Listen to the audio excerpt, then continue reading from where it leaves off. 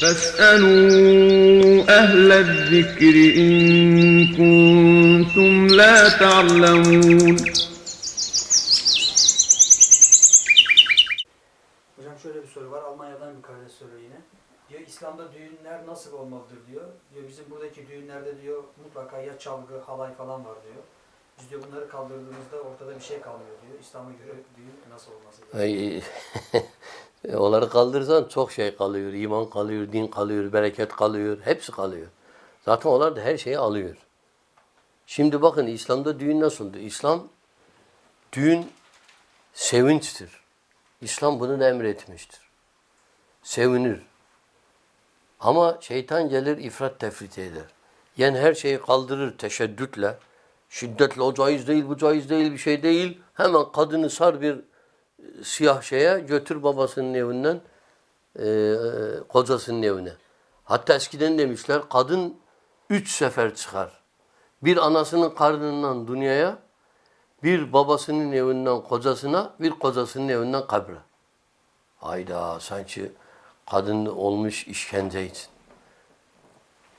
Bir de her şey mubahtır düğündür. Bu da olmaz böyle. İslam düğünlerde sevinci izin vermiştir. Hatta def çalmayı kadınlara izin vermiştir, erkeklere değil. O da etrafında zincir olmaması şartıyla. Kadınlar kendi aralarında sevinirler, marş diyebilirler ama kelimelerinde şirk olmaması lazım. Adaba aykırı bir şey olmaması lazım. Sevinç günlerinde çalarlar, oynarlar. Ama bu 7 gün, 7 gece sürmemesi lazım. Eskiden ağa oğlu evlenseydi 7 gün, 7 gece 7 köyde davul çalınırdı. Böyle bir şeyin aslı yoktur. Ha düğün günü sevinçli gündür. Çünkü kadınla, damatla gelinin en güzel günleridir. Bir de o günde Allah'ın izniyle çiftleşiyorlar. Yani yarı yarı bütün oluyorlar. O ona yarım diyor, o ona yarım diyor, bütün oluyorlar. Bir de bu Allah izin vermiş buna. Mutlu bir gündür. Allah emir vermiş buna. Kadınlar toplanır, erkekler toplanır, yemek yiyinir. Sevinç şeyleri paylaşılır. Ama bunlarda bu Allah izin vermişse yasaklar burada kalkmaz. Müzik yasaktır, haramdır. Şeytan işidir. 4 imam bunun üzerine icma etmiştir. Müzik söylenilmez ama oturup marş söyleyebilirsin. Erkeklerde def çalınmak bile caiz değil.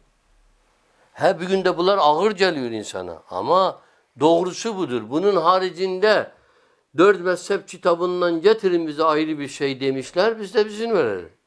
Bugün de alimler diyorlar. Bizi ilgilendirmez. Bugündeki alimler o gündeki alimlere uymuyorsa kusura bakmayın diye bir hakkımız var en azından. Onun için biz bugünün şeyine kalsak Şiraze'yi kaybederiz. Ama bizim için ölçü eski alimlerimizdir. Özellikle 3 dönemin alimidir. Özellikle 4 imamdır. Onun uzantısında, onun takvasıyla, fıkhıyla gidenlerdir. Düğün, İslam'da sevinç günüdür ama ölçüleri var. Erkek, kadın, erkek bir arada olmaz. Ayrı ayrı otururlar.